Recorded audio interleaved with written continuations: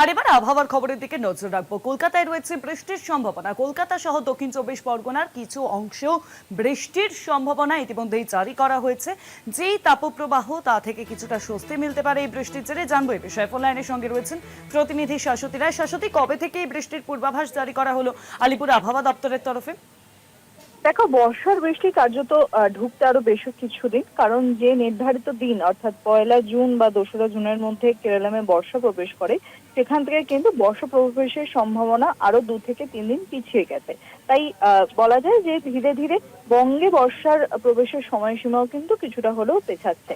তবে প্রথমে উত্তরবঙ্গের দিকে প্রাক বর্ষার যে বৃষ্টি তা শুরু হওয়ার সম্ভাবনা রয়েছে বৃহস্পতিবার থেকে শুক্রবার, এবং দক্ষিণবঙ্গের ক্ষেত্রে গরম এবং গরমজনিত এই অস্বস্তি বজায় থাকলেও বিক্ষিপ্তভাবে স্থানীয় মেঘের সঞ্চার হয়ে কিছুটা হলেও বিক্ষিপ্ত বৃষ্টি বজায় থাকবে, এবং গাঙ্গেয় পশ্চিমবঙ্গ সংলগ্ন ঝাড়খণ্ড উড়িষ্যাতে একটি ঘূর্ণাবর্তের অবস্থান, এবং তার সঙ্গে সঙ্গে উত্তর পূর্ব এবং পূর্ব মধ্য বঙ্গোপসাগর এলাকায় একটি ঘূর্ণাবর্ত অর্থাৎ জোড়া ঘূর্ণাবর্তের জেরে কার্যত কিছু পরিমাণে জলীয় বাষ্প রাজ্যে প্রবেশ করায় বিক্ষিপ্তভাবে স্থানীয় মেঘের সঞ্চার হয়ে এই বৃষ্টিপাত জারি রয়েছে।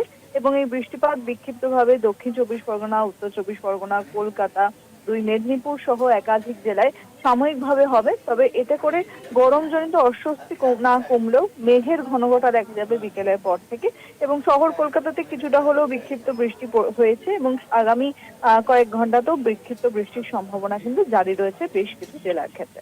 অনেক ধন্যবাদ তোমায় শাশ্বতী। ফোন লাইনের সঙ্গে ছিলেন প্রতিনিধি শাশ্বতী রায়।